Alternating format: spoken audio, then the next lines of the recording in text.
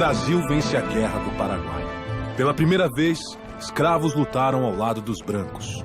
E agora, sonham com a liberdade.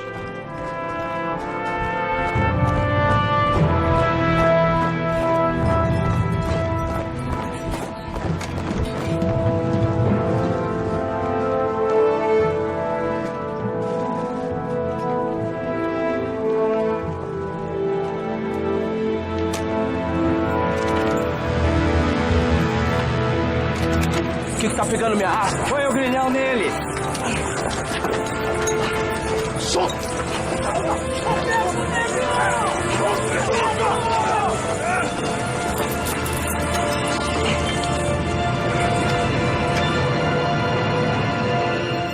Um dos maiores banhos de sangue da América do Sul se encerra com uma promessa não cumprida.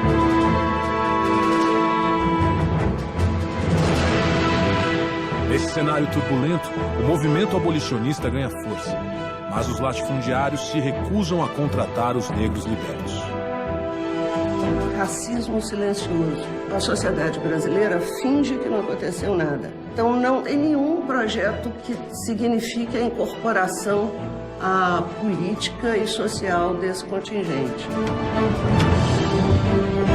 O Império estimula a vinda de camponeses europeus para substituir os escravos nas lavouras do país.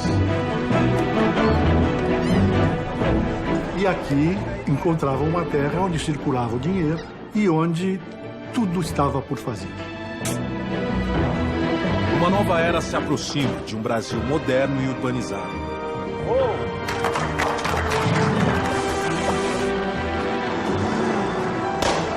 E no centro desse turbilhão, 4 empreendedores visionários.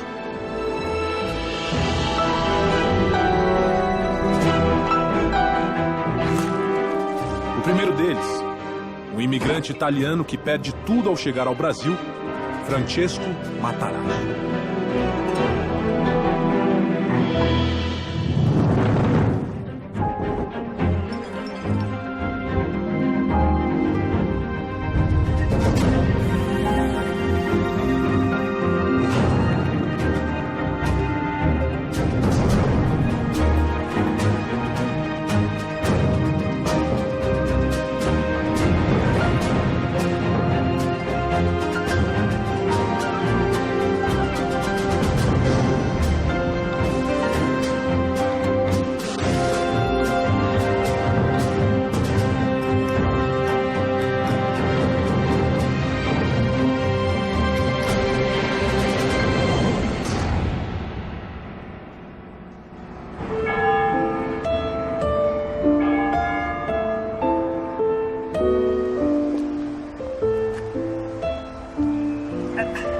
Buonasera, signore Matarazzo. Buonasera.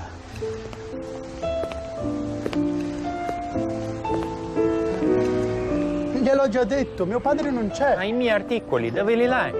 Non lo so, gli affari non mi riguardano. Ecco, ci sta. Buonasera, Beppe. Ah, signor Matarazzo. Grazie, Francesco. Lasci stare. Ci penso io qua. Va bene, papà. Hai portato tutto che ti ho chiesto, Beppe? Sì, sì. Ecco. Grazie, Beppe. Passo domani per prendere i soldi. Bene, bene. A domani. A domani, Beppe. Ciao.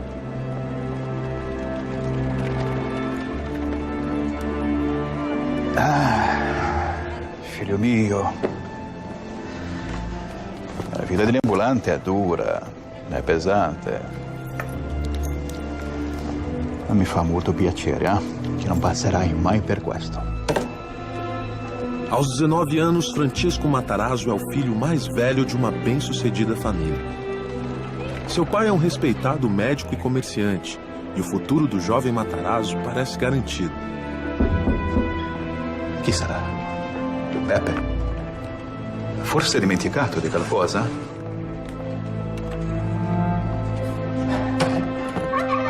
Prego. Signor Matarazzo? Sì, ci sono io. E lei? Chi è? Isto è per disonorare la mia moglie. Papà! Papà! Di qualcosa, papà! Qualcuno aiuto! Aiuto! Mamma!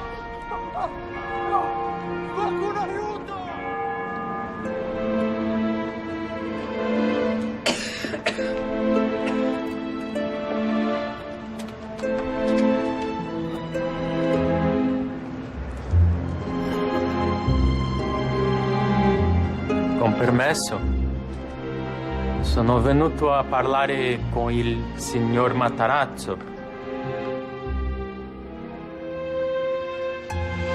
Sono venuto a ricevere il pagamento.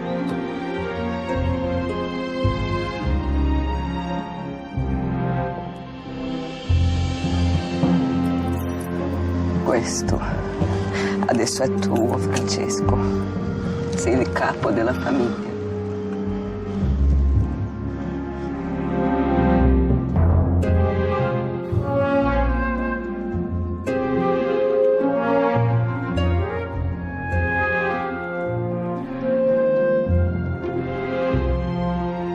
Buonasera, Beppe.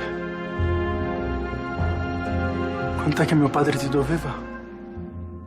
O Matarazzo constitui exemplo de superação de adversidades. Dois fatores que são determinantes. Primeiro, a expectativa da mãe com relação ao êxito dos filhos.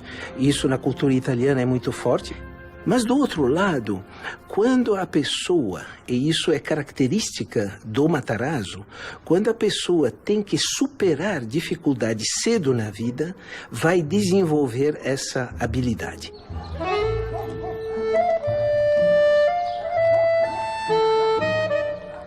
Eccomi qua. Scusatemi, compari. Affari. Non ti preoccupare, Francesco. E gli affari, come vanno gli affari? Male, compari. Gli affari vanno molto male. Matarazzo não poderia ter assumido os negócios da família num momento pior.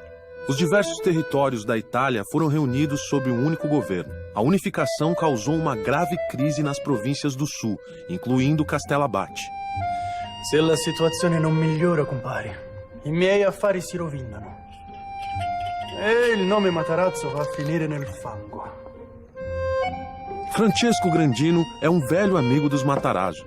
Sapateiro, ele embarcou para o Brasil alguns anos antes. Tem uma crise na Europa, uma pobreza. Então, essa ideia de que aqui você vai conseguir terra, você vai conseguir boas condições, ela vai ser muito bem vendida na Europa. Francesco, perché non vieni anche tu in Brasile?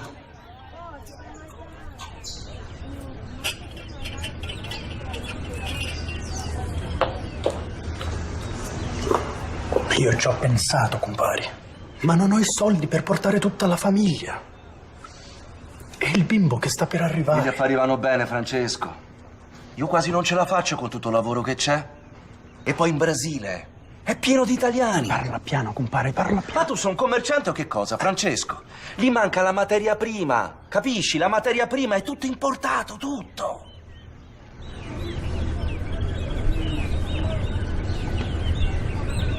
Strutto? Cosa? Perfino lo strutto è importato, compari. Perfino lo strutto, Francesco. Filomena? Sì? Noi andiamo in Brasile.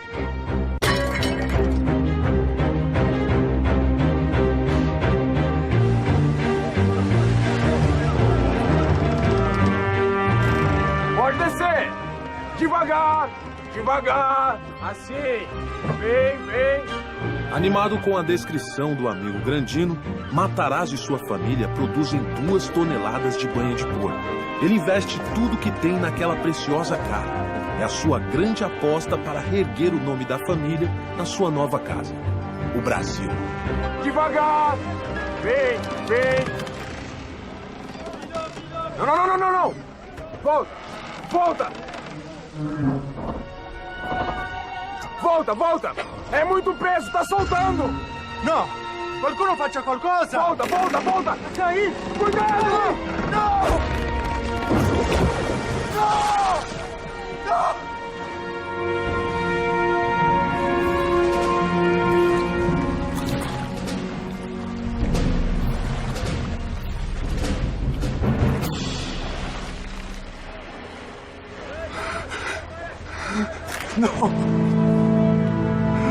È tutto nel mare.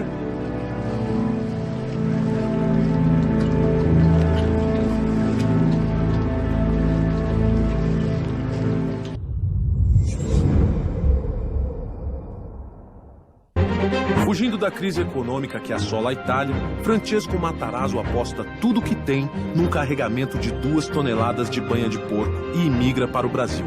Mas, ao chegar no porto do Rio de Janeiro, uma inesperada tragédia acaba com seus planos.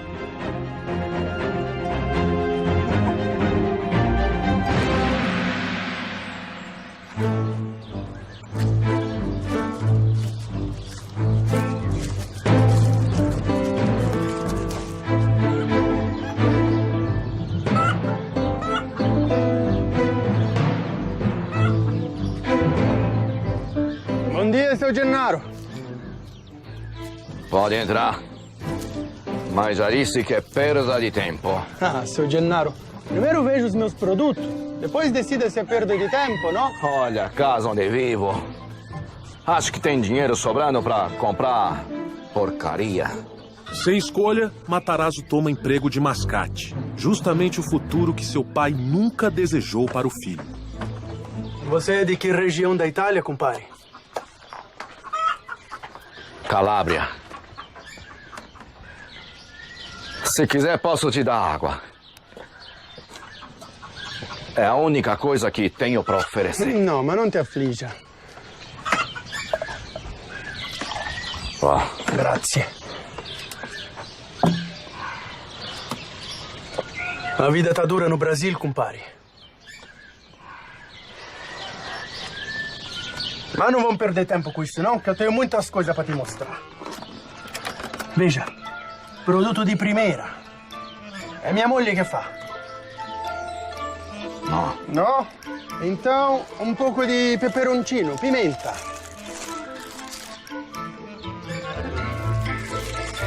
No. Espera, que eu vou te mostrar uma coisa agora que ti farà molto piacere.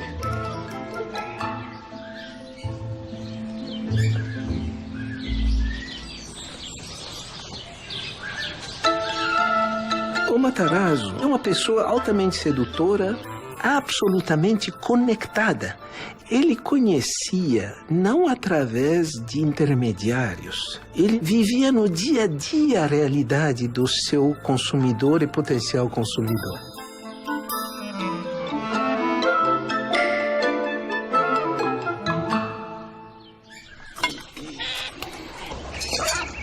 Mas escuta aqui. Essa não é dessas porcaria aqui. Com a semana de uso já solta o cabo, não, né? Pode ficar tranquilo. Se o Matarazzo vende, o produto é bom.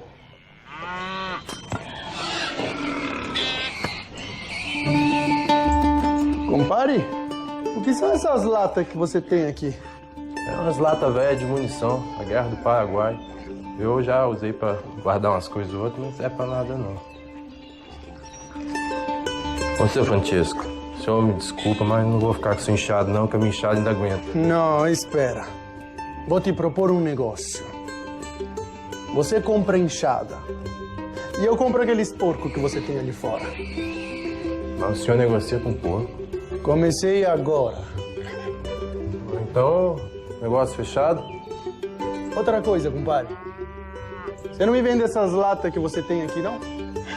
As grandes ideias, elas nascem das necessidades, né? Quem traz inovação são as necessidades que a gente escuta. E ter essa proximidade e acho que ter a humildade de parar e ouvir. Usando o dinheiro que havia guardado até então, Matarazzo compra os porcos e constrói ele mesmo uma prensa de banha. E para armazenar a banha, ele descarta as caras e grandes barricas de madeira e começa a usar latas. Você tem à disposição as condições de produção, né? É uma produção que não é muito complexa, não exige uma tecnologia muito sofisticada, então por que não começar a produzir isso nacionalmente? A ideia dá certo, e logo a banha Matarazzo se espalha pelo mercado de Sorocaba, e o nome Matarazzo ganha importância. Bom dia.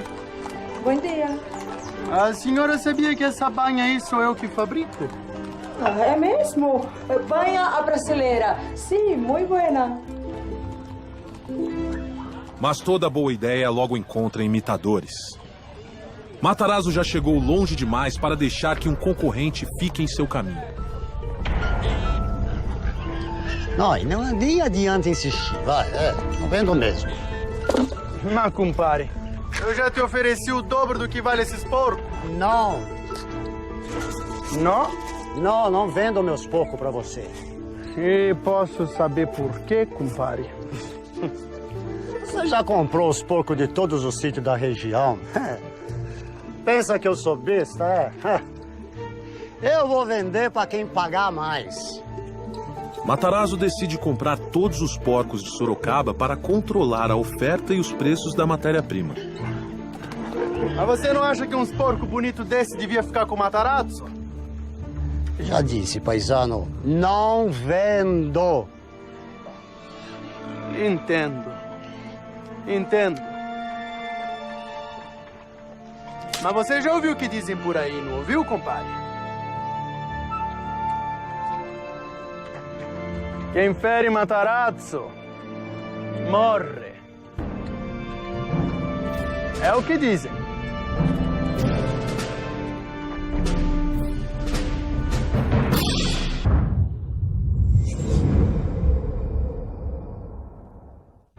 Trabalhando como mascate, Matarazzo consegue juntar o capital necessário para começar seu próprio negócio. Uma pequena fábrica de banha de porco. Com um plano de negócios inovador, a banha é vendida em pequenas porções armazenadas em latas.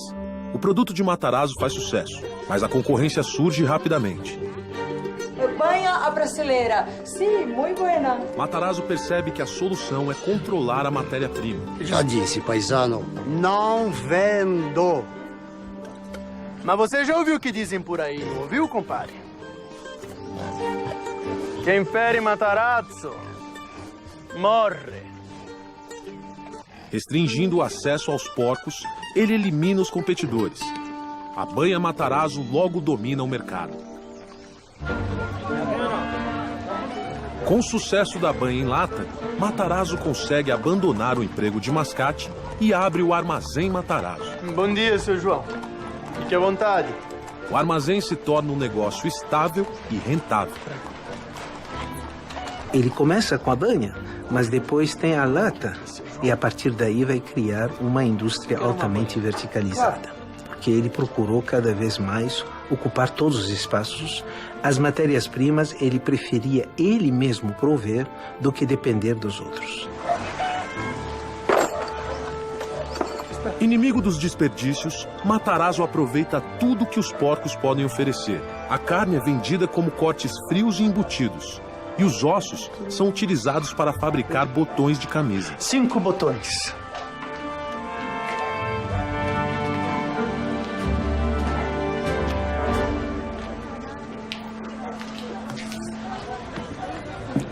Graças, signore.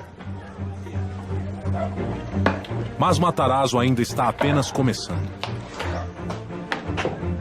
Francesco, esse ou esse? A capacidade de gerar inovação e continuar sendo pioneiro é o que vai fazer a diferença entre o sucesso e o fracasso no longo prazo.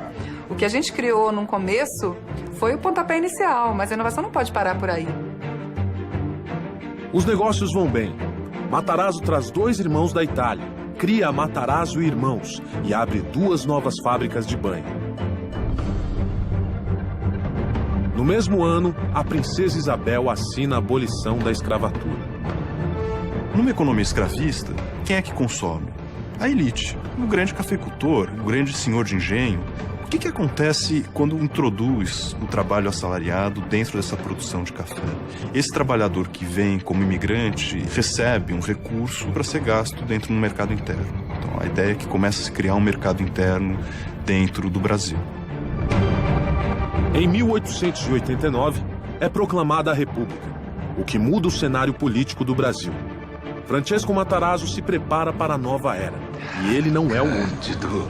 Essa concessão foi uma maravilha. Nós conseguimos. No Rio de Janeiro, o influente empresário Eduardo Palacin Guini consegue a concessão para construir e explorar o Porto de Santos. As obras se iniciam imediatamente. Quando o café começa a ser cultivado numa escala muito maior, São Paulo está estrategicamente colocada entre a região produtora e o porto, que passa a ser o Porto de Santos. Isso propicia dinheiro. Dinheiro traz crescimento. Em 1890, quando é feito o segundo censo nacional, São Paulo dobra de população. O Matarazzo percebia as demandas de prover produtos do mercado local para o consumidor local.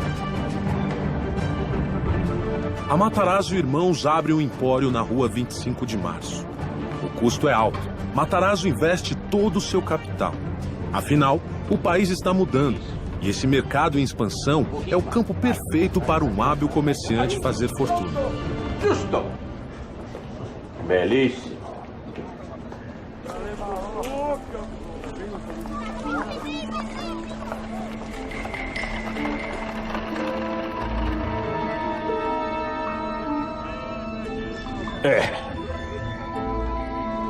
Mais um dia de prejuízo. Desse jeito nós vamos quebrar. E o que fazemos?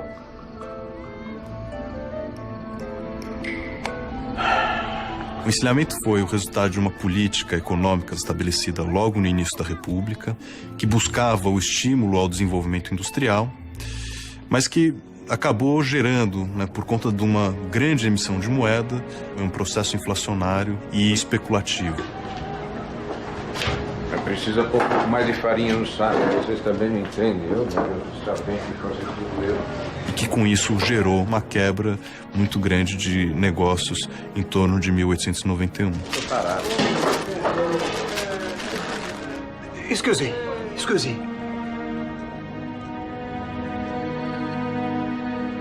Nós precisamos investir em farinha de trigo. Farinha? Por que farinha? Massa, pão se consome todo dia. Banha de porco, as famílias consomem quanto? 1, 2 latas por mês. Farinha de trigo é todo dia. Podemos negociar com os importadores? Não. Nós podemos comprar direto dos Estados Unidos. Mas como, Francisco? Nós não temos dinheiro para esse tipo de operação. Nós podemos arranjar, ué. É só a gente vender nossas fábricas de banha. Ok, sei, Patson. As fábricas são a única coisa que dão lucro. As fábricas de banha trouxeram a gente até aqui. Agora é hora de mudar. As fábricas de banha não vão fazer as nossas empresas crescer. Farinha de trigo vai. Se você vender as fábricas, eu tô fora da nossa sociedade. E eu também. Maluco.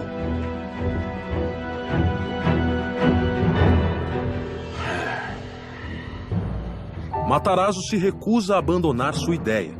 Mas, para manter a sociedade com os irmãos, ele busca outros meios de financiar o plano. Matarazzo pede reunião com Giovanni Bricola, um dos maiores importadores do país e dono de um banco.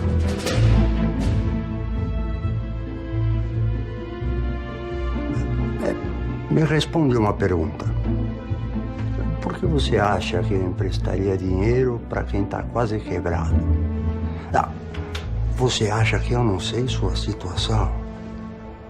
O teu empório está à beira da falência. E você vem me pedir dinheiro emprestado para importar farinha. Com a farinha, eu vou salvar o empório.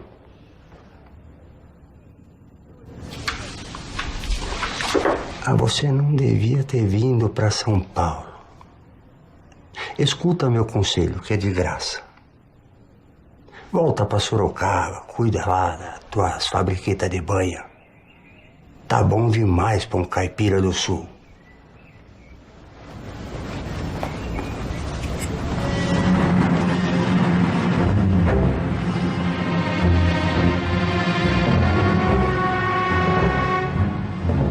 Sem o dinheiro de Bricola, Matarazzo precisa escolher entre a família e os negócios.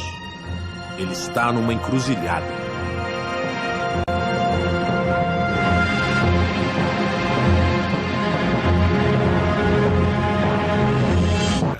Matarazzo funda uma empresa familiar com os irmãos e abre o Empório Matarazzo em São Paulo. Mas uma crise econômica coloca seus negócios em risco. Para salvar o empório, Matarazzo planeja mudar radicalmente seu modelo de negócios, importando farinha de trigo. Massa, pão se consome todo dia. Para isso, precisa de dinheiro. O teu empório está à beira da falência. E você vem me pedir dinheiro emprestado para importar farinha. E o único jeito de conseguir é vendendo as fábricas de banha de porco da empresa familiar. Mas os irmãos ameaçam romper a sociedade caso Matarazzo venda as fábricas para financiar o plano. Eu chamei vocês para falar sobre a venda das fábricas de banho. Pode parar, Francesco. Nós já dissemos, nós não queremos vender. Ponto. Eu sei disso. É que eu já vendi as fábricas.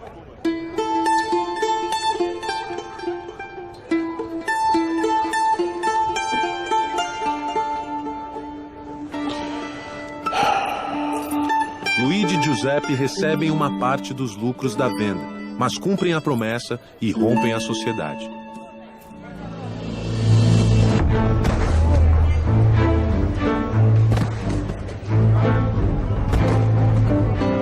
Matarazzo fecha a empresa familiar. Com o capital da venda das fábricas, ele funda a Matarazzo S.A., tendo Andrea, um outro irmão, como sócio. Além de aumentar seu patrimônio pessoal, o dinheiro é usado para importar farinha diretamente dos Estados Unidos. Isso é só o começo. A manobra dá certo e Matarazzo obtém altos lucros. Matarazzo encontra um mercado-chave, o pão de cada dia lá do trabalhador. Aliás, muitas dessas iniciativas dos empresários foi voltada para a massa de compatriotas que eles tinham aqui. Ele logo expande suas operações, importando arroz e outros cereais de partes distantes do mundo. Matarazzo atinge um novo patamar nos negócios. Para coroar a boa fase, ele começa a construção de uma mansão na recém-inaugurada Avenida Paulista. Com 19 quartos e 16 salas, é uma das maiores casas já erguidas na região. Como, aliás, em outras famílias, a mansão era a afirmação da prosperidade da família. Vocês viram o casarão que estão construindo na Paulista? Eu ia do Matarazzo. O sucesso logo atrai a atenção da população. Imigrantes italianos pobres se impressionam com a riqueza alcançada pelo conterrâneo. Pois um dia eu vou ter uma casa daquela. Você pazzo! Um dos admiradores é um jovem imigrante italiano que chegou ao Brasil em 1889. Pobre e desempregado, mas cheio de ambições. Seu nome, Giuseppe Martinelli. Mas um conflito numa pequena ilha do Caribe ameaça a ascensão de Matarazzo. A independência de Cuba estremece as relações entre Estados Unidos e Espanha, e uma guerra pode estourar. Os principais importadores de São Paulo se reúnem para discutir a situação. É preocupante.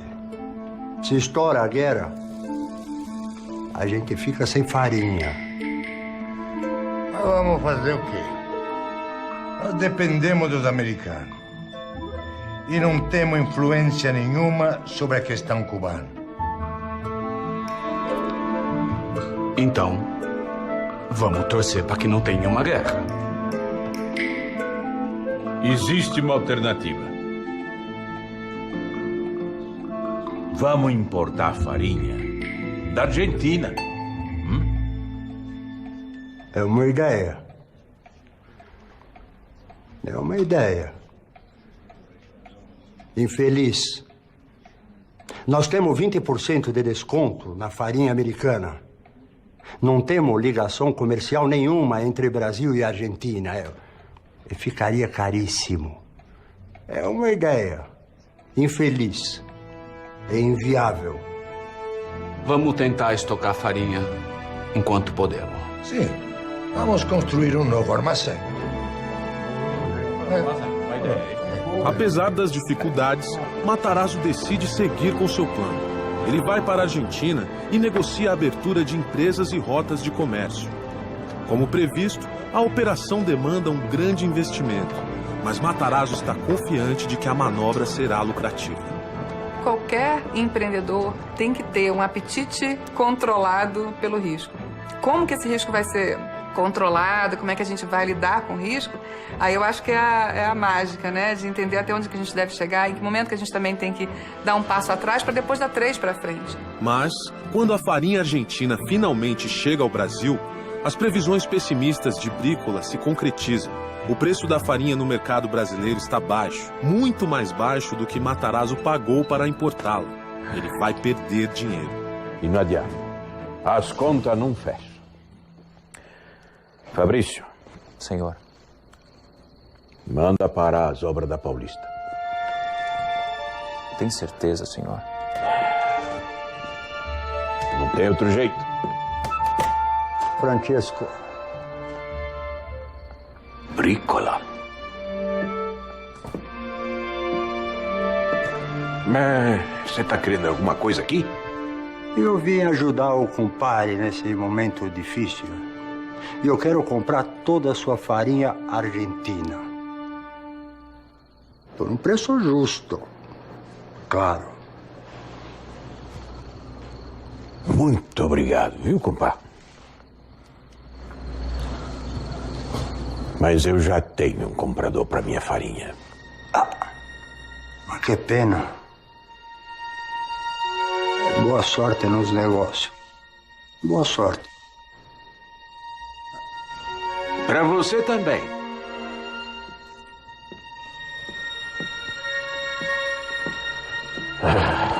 Fabrício. Senhor. E aquela farinha ainda não chegou em São Paulo? A carga de Matarazzo está sendo trazida a São Paulo pelo funicular, um trem puxado por cabos.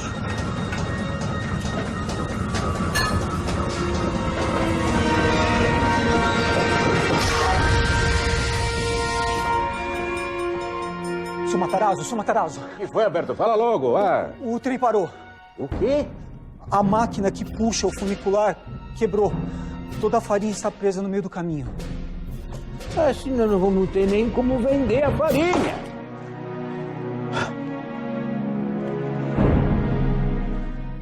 Estados Unidos e a Espanha, Matarazzo arrisca tudo e aposta na importação de farinha argentina.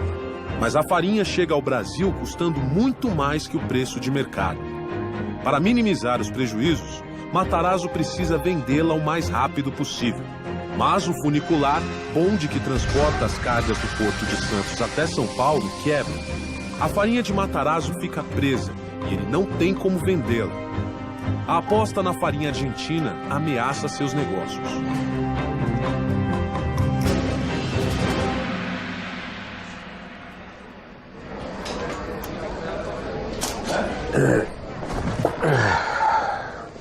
Alguma novidade, Francesco?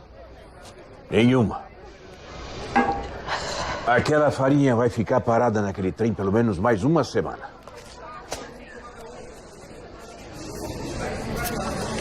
Mas eu não acredito. O que aconteceu, Francesco? Estourou a guerra.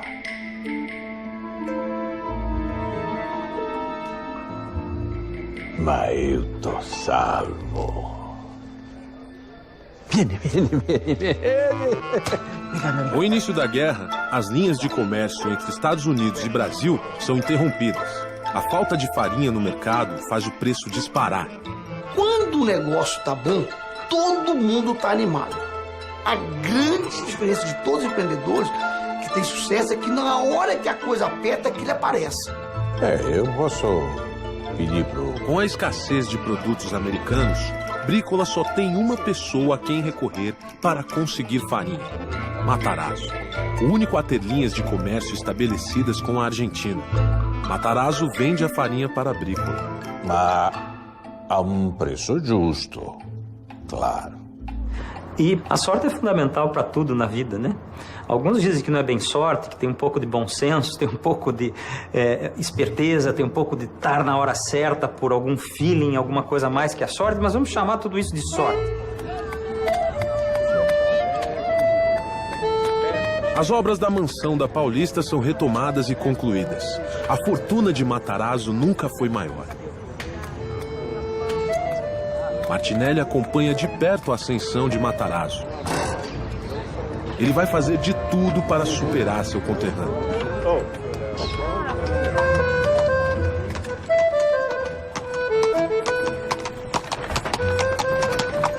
A mansão do Matarazzo, especialmente, foi uma atração turística em São Paulo. As pessoas iam lá para conhecer. Inclusive, o próprio Matarazzo é uma atração turística, né? E a hora que ele saía de casa, havia pessoas que iam lá para ver.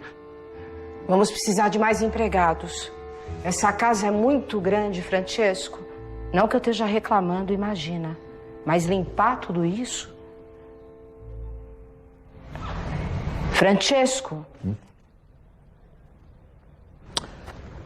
Foi sorte. O quê? Todo o dinheiro que eu ganhei com aquela farinha argentina foi sorte. E eu não posso depender da sorte. E no que é que você está pensando?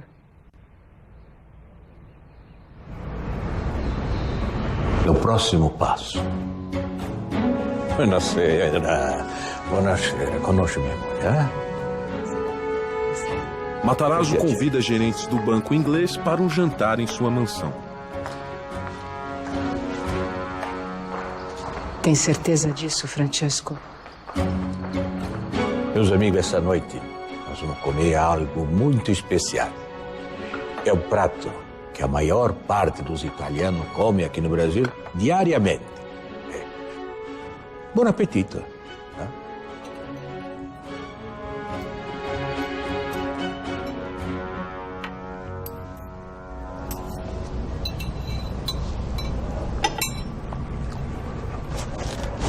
Pois é, meus amigos, vocês não precisam ser educados, não, viu? Eu sei que a macarronada tá ruim, mas vocês sabem por quê? Cozinheira nova? A farinha. Vocês acreditam que a maior parte da farinha que nós consumimos aqui no Brasil é importada? E quando ela chega da travessia, chega assim, azeda, quase estragada. Eu achava que você mesmo importava. Eu importo, mas eu não quero importar mais. Agora eu quero produzir farinha aqui no Brasil. Eu quero construir um moinho. Matarazzo apresenta aos ingleses o seu projeto. Um moinho gigantesco, com alta tecnologia e máquinas importadas da Inglaterra. Não existe nada comparável no Brasil. O plano é construí-lo próximo a uma estação de trem, para facilitar o escoamento da produção. E a farinha será vendida em sacas, não mais em barricas, tornando o produto mais acessível, exatamente como Matarazzo fez com a banha em lata. É o projeto mais ambicioso de Matarazzo até então. E para que tudo isso se torne realidade, só precisa de uma coisa. Um empréstimo do banco inglês. O que foi? Algum problema? Não gostaram da ideia? Não é nada disso, Francesco. O projeto é bom, Francesco. Mas é muito caro. Caro e arriscado. O que está acontecendo? Há quanto tempo que nós fazemos negócio? Alguma vez eu deixei de honrar minhas dívidas? Matarazzo vale o que assina, é? Não leve a mal. Nós sabemos que você é um dos comerciantes mais confiáveis desse país. Mas é um projeto que não é para um comerciante. É para o industrial. E são coisas muito diferentes. Um projeto caro como esse, se der errado, pode comprometer até o banco. E você iria à falência. E pelo bem das duas instituições, Francesco, nós vamos ter que negar esse empréstimo.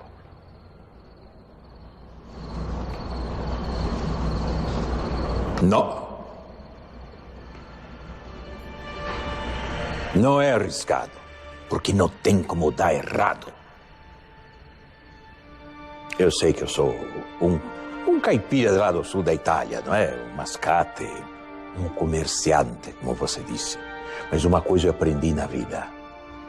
Uma coisa só tem valor se tem alguém para comprar. E eu conheço muito bem o meu mercado. Eu conheço os italianos. Quando eu cheguei aqui no Brasil, eu perdi tudo que eu tinha. E fiz uma fortuna vendendo para eles. Hoje eu sou o maior comerciante de farinha de São Paulo. Com um moinho, eu vou ser o único fabricante. Como empresário, Como comerciante e como italiano, eu garanto a vocês, esse moinho está fadado ao sucesso. Reconsiderem. Entraremos em contato.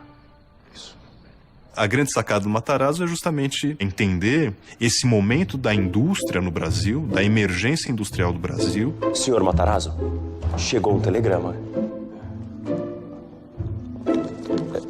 É do banco, senhor. O que diz?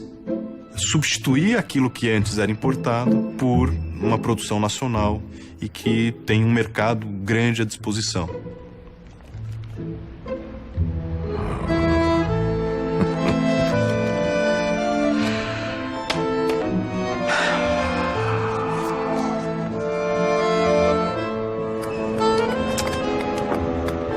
O banco inglês aceita fazer o empréstimo. As obras do moinho começam em ritmo acelerado. A construção do moinho Matarazzo termina em 10 meses, tempo recorde. Logo está funcionando a todo vapor, produzindo 110 toneladas de farinha por dia. Dentro da estrutura do moinho, o Matarazzo percebe que precisaria produzir tudo aquilo que, de certa forma, atenderia o seu próprio produto. Então você vai precisar de sacos para ensacar a sua produção. Então é preciso construir uma pequena tecelagem de juta que depois vai daí derivar uma malharia para produção têxtil. É preciso ter uma pequena metalurgia por conta de ferramentas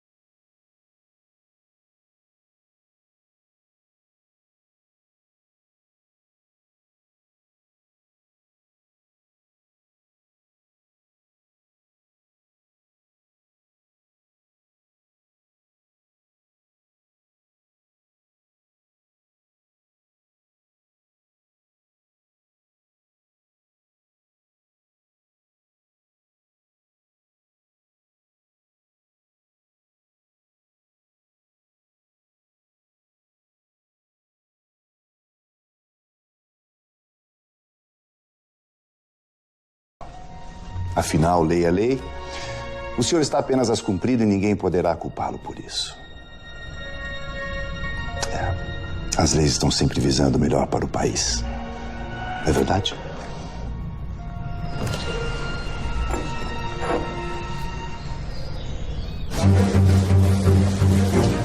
Senhoras e senhores, muito obrigado pela presença de vocês aqui hoje.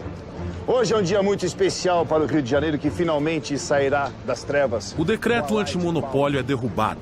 A eletrificação do Rio de Janeiro começa. E tudo está nas mãos de Farquhar. Bem-vindos ao progresso.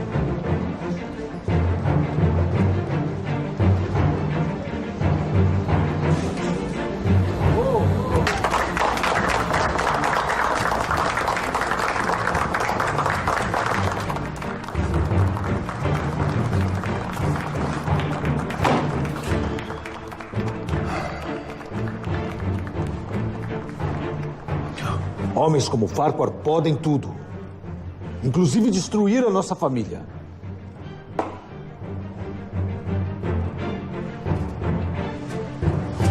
Missão cumprida, Percival. Você conseguiu. Isso é só o começo, meu caro. Tem outros planos para o Rio de Janeiro? Eu tenho planos para todo o Brasil.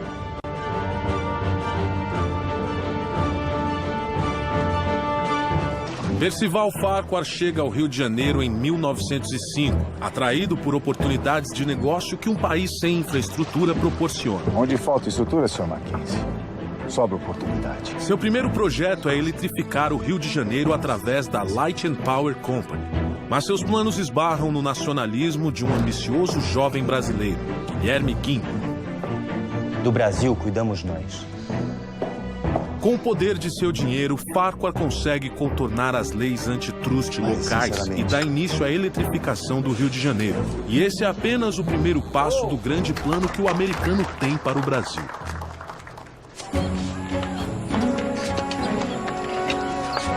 Meus planos para esse projeto terminam aqui, Mackenzie. Deixa o Rio de Janeiro comigo. A Light dá início às obras da usina de Lages, a maior da América Latina, capaz de fornecer energia para todo o Rio de Janeiro. E Farquhar volta as atenções para seu outro projeto. Franklin, aqui e eu vamos construir uma ferrovia. Ou melhor, algumas ferrovias. O plano de Farquhar é gigantesco. Um conjunto de estradas de ferro para interligar todo o continente americano. Fazer um eixo que ligasse norte a sul as ferrovias, atendendo a construção de um mercado interno que estava em formação. Sim, nós vamos cortar todo o Brasil, começando os trabalhos simultaneamente pelos dois extremos. É um belo projeto. Mas e a Sorocabana? Sem ela, a ligação entre o norte e o sul do país será economicamente inútil. Não se preocupe, Mackenzie. Eu já tenho planos para consegui-la. E você, meu caro, faz parte deles. Farquhar pede que Mackenzie negocie a compra da Sorocabana com o governador do estado de São Paulo. O senhor está pensando em vir por aqui? Sim, quer fazer a integração da América Latina toda e a ferrovia Sorocabana, por atender uma região importante do estado de São Paulo e fazer a sua ligação com o sul do Brasil, seria estratégica nesse sentido. Enquanto isso, Farquhar vai para a Europa levantar o dinheiro necessário para a compra. Sr. Farquhar, telegrama do Sr. Mackenzie. Obrigado.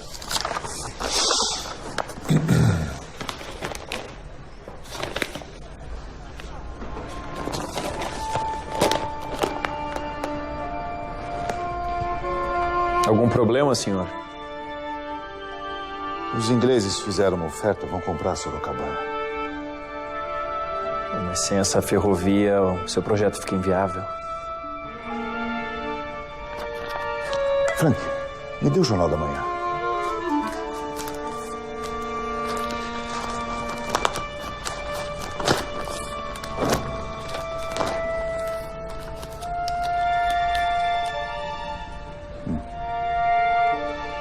O emissário está vindo para Londres de navio para fazer a proposta. Estará chegando em 2 semanas.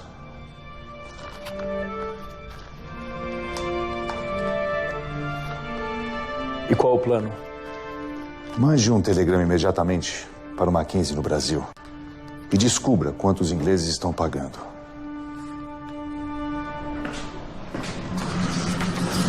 Conseguiu? Mackenzie utiliza seus contatos para descobrir o valor da negociação da Sorocabana.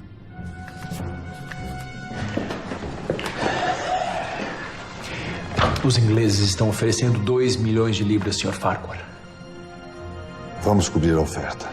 Mas é muito dinheiro. E o senhor tem apenas 2 semanas para consegui-lo. É impossível. Não é possível, não para mim, Frank. Se eu não conseguir a Sorocabana, eu não tenho nada.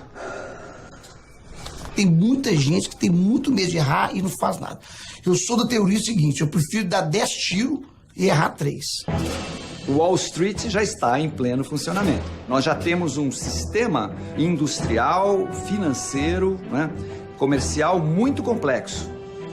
Farquhar consegue quase todo o dinheiro. Mas ainda falta uma parte, e só lhe resta uma opção. O Banco da Escócia.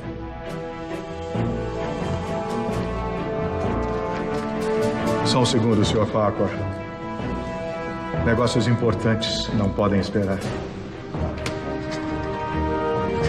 O presidente do Banco da Escócia é o britânico Lord Balfour. Mas, para azar de Farquhar, Balfour também é presidente da São Paulo Railway, a empresa inglesa que está prestes a comprar a Sorocabana. Muito bem.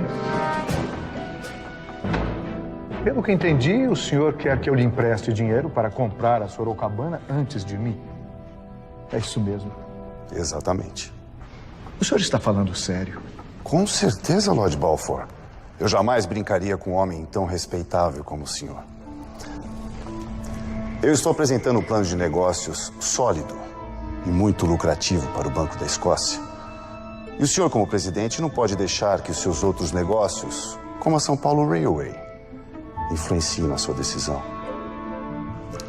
O presidente do banco deve zelar pelos interesses do banco. Caso contrário, não deve continuar como presidente. Estou certo? Tem que saber ter coragem, tem que ter ousadia, tem que saber correr risco, porque a gente que é empresário corre muito risco e poucas pessoas têm estômago para correr esse risco. Farquhar consegue o empréstimo de Balfour e compra a Sorocabana antes do inglês. Com isso, finalmente começa seu projeto de integração das Américas. Farquhar funda uma empresa única para cuidar de todas as suas ferrovias. Estamos falando da Brazil Railway Company, que dará impulso à construção da Madeira Mamoré entre 1907 e 1912, e o foco era a exportação da borracha para os mercados, tanto para o mercado norte-americano, mas principalmente para a Europa. Mas a engenharia americana não está preparada para lidar com todos os problemas tropicais. São 23 quilômetros até lá. Quanto tempo levará para concluir esse trecho? Pelo estudo que a gente fez, eu creio que... O senhor está bem? Sim, eu tô... É só...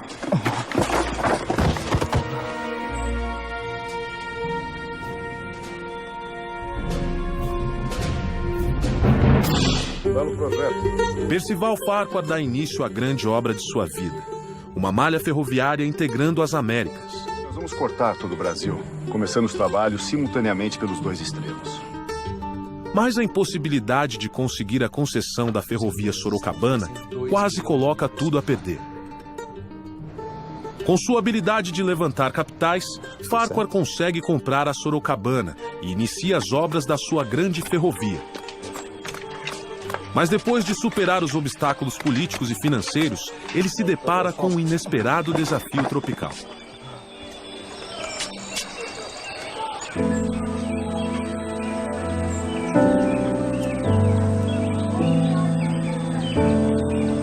Fique tranquilo, Sr. Farquhar.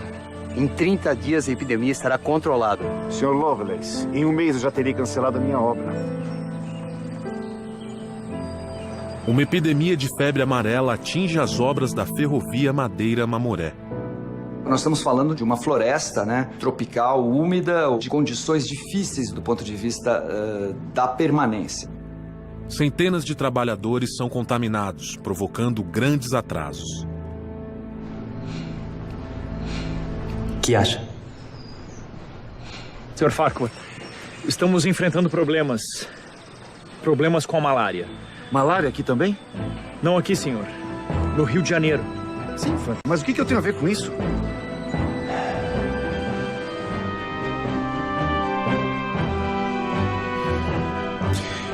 Eu tenho minhas dúvidas, Guilherme. É a estratégia perfeita.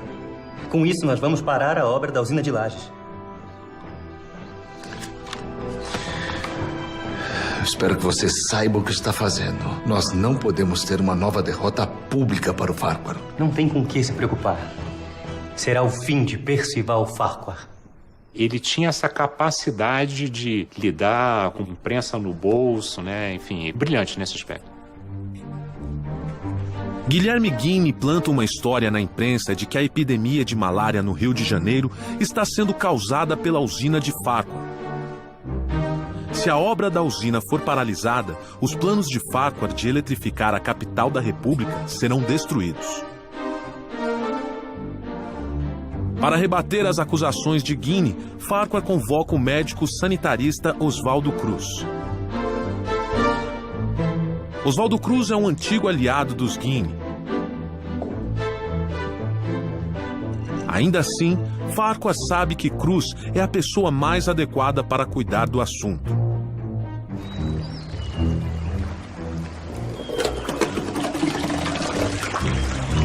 As obras são paralisadas até que o veredito seja dado pelo sanitarista. Oswaldo Cruz pede alguns dias para fazer uma análise completa do local. O parecer de Oswaldo Cruz vai decidir o destino da usina e dos negócios de Farquhar no Brasil.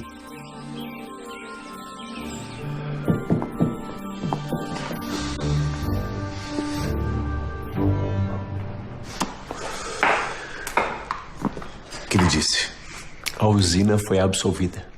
Somos inocentes. Ótimo. Obrigado por essa notícia hoje. Prazer, Sr. Farquhar. É inacreditável. Eu não consigo entender por que Oswaldo Cruz nos trairia dessa forma. Ele não traiu ninguém. Oswaldo Cruz fez o que tinha que fazer.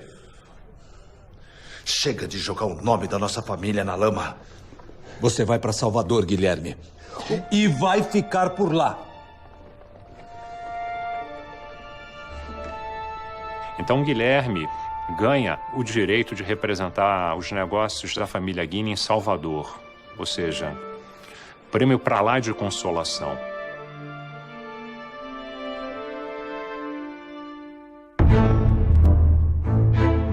Com o veredito favorável de Oswaldo Cruz, as obras são retomadas em ritmo acelerado. Meses depois, fica pronta a usina de Lajes, que vai fornecer energia para toda a cidade do Rio de Janeiro.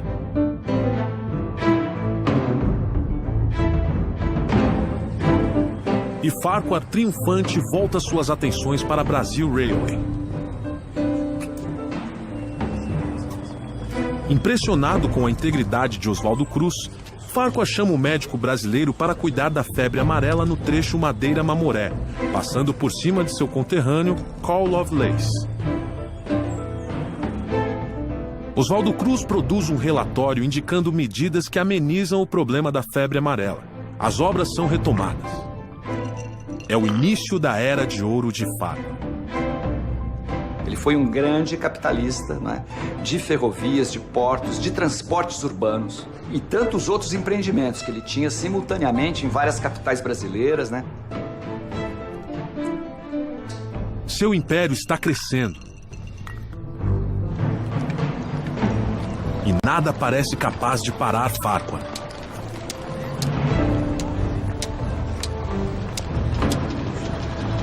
Até que um golpe do destino muda tudo.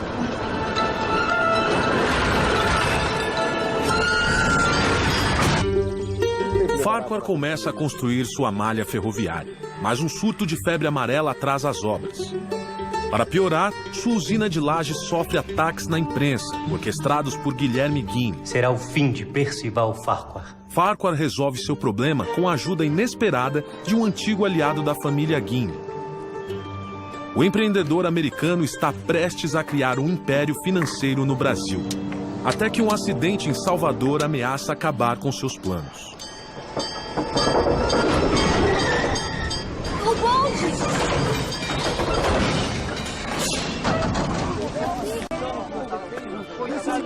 Você tá vivo?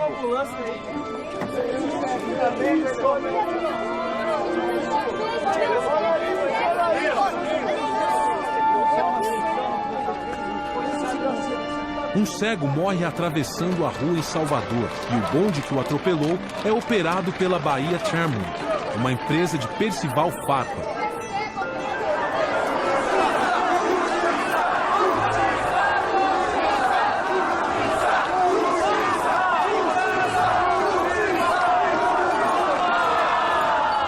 A morte acidental causa revolta em toda a cidade e a população protesta nas ruas contra a Bahia Tramway, o americano que está por trás dela. Que exagero. Foi um simples acidente isso. Trágico, sim, claro, mas nada além disso. Farquhar se reúne com o ministro das Relações Exteriores, o Barão do Rio Branco, em busca de uma solução para o caso. O governo precisa enviar as tropas imediatamente. As coisas estão saindo do controle. E eu exijo que meu patrimônio seja protegido. Eu sinto informar que o governo não vai interferir na questão, Sr. Farquhar. Então quem vai?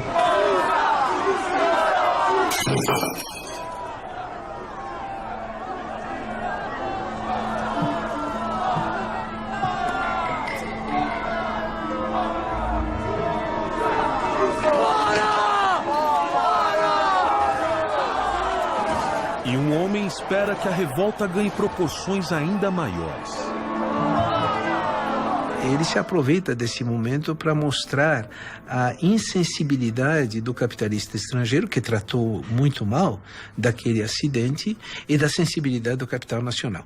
Esse é um caso onde se demonstra o senso de oportunidade do Guilherme. Aproveitando a crise, Guilherme consegue tirar a concessão dos bondes de Farquhar em Salvador.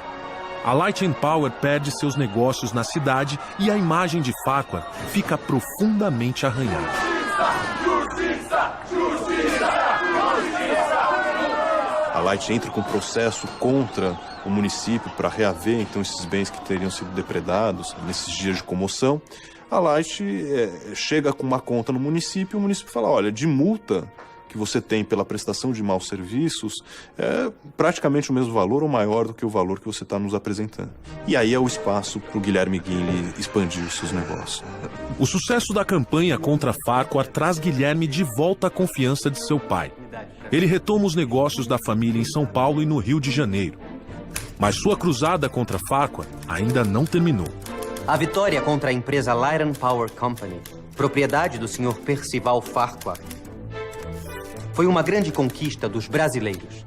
Está mais do que claro que os investidores estrangeiros vêm para cá apenas para se beneficiarem às custas da população. Não podemos deixar que interesses ocultos interfiram na soberania de nosso país. O Brasil para os brasileiros. Pouco insignificante. Devemos tomar uma atitude.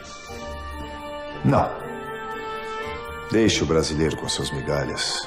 Temos coisas mais importantes para resolver. Prepare suas coisas.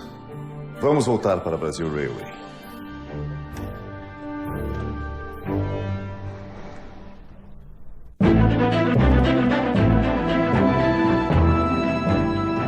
Senhoras e senhores, eu queria agradecer a presença de vocês aqui hoje. Farquhar consegue inaugurar o trecho Madeira-Mamoré em 1900.